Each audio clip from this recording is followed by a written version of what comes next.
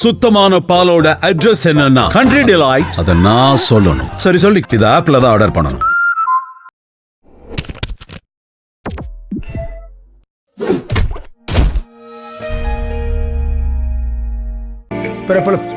மூத்த நடிகைக்கு 3ஆம் கல்யாணம். என்னது மூத்த நடிகை கல்யாணமா? நீதான் என்னமோ கோட்ஸா காந்தி சுட்டா மாதிரி மூத்த நடிகை கல்யாணமா அதிர்ச்சாவரா? ரசிகர்கள் அதிர்ச்சி. மணமகன் தொழிலதிபரம். ஓ அனிமுன் கச்சத்தீவிலாம்.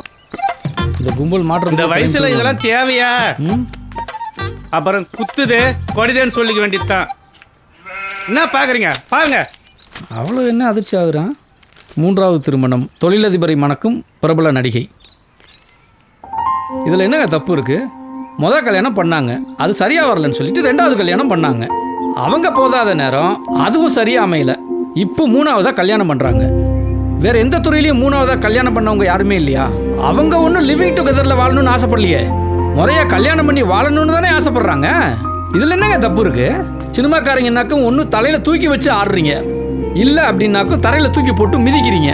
இது என்னங்க நியாயம்? Director sir super. வாய மூடு. ஏன் சார் சினிமாக்காரங்கள என்ன அவ்வளோ கேவலமாக போச்சா? கரெக்டாக சொன்னீங்க சார்.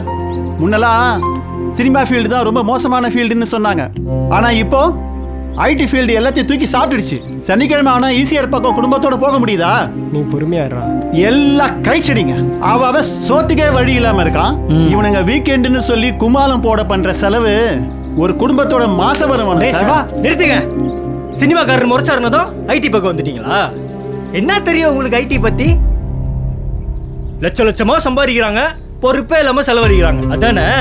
ஒவ்வொரு நாளும் அந்த வேலையை தக்க வச்சுக்கணும்னா எவ்வளவு உழைக்கணும் தெரியுமா? ஐடி கம்பெனி பசங்க பப்புக்கு போறாங்கன்னா உங்களுக்கு தெரியும். ஏழை குழந்தைகளை தத்தெடுத்து படிக்க வைக்கிறதுல உங்களுக்கு தெரியுமா? ஊழல் ஊழல் பேப்பர்ல படிச்சுட்டு உங்களை மாதிரி பின்னால தொடச்சு போட்டு போறது கிடையாது. அவங்க எல்லாம் ரோட்ல இறங்கி போராடுறாங்க. பாத்தியா? ஏன் உங்க பிள்ளைங்களை ஐடி கம்பெனில சேர்க்கணும்னு ஆசைப்படுறீங்க? தப்பான இடம்னா சேர்ப்பீங்களா? இல்ல தப்பான படிப்பை தான் படிக்க வைப்பீங்களா? எல்லாரும் சுயநலமா தானே இருக்கீங்க. பார்த்து பார்த்து வளர்த்த பிள்ளைங்க எப்படி வேணா போகட்டும்னு இருக்கிற நாட்டுல நாம இல்ல. பிரச்சனை வாடா. உண்மையை சொன்னா ஏன் கோவம் வருது? பிரச்சனையை கிளப்பி விடுறதே வேலையா போச்சு. வாங்க சார் போலாம்.